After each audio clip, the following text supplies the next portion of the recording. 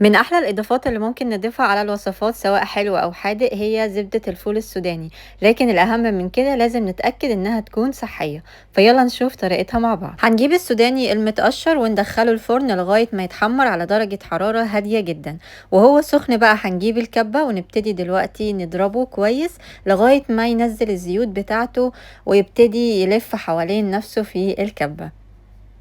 زي ما انتم شايفين كده دلوقتي بقى هبتدي اضيف له زيت جوز الهند وكمان العسل الابيض، وهبتدي اضربهم تاني لغاية ما يكون ناعم زي ما انتم شايفين، وهبتدي اعبيه بقى في البرطمانات.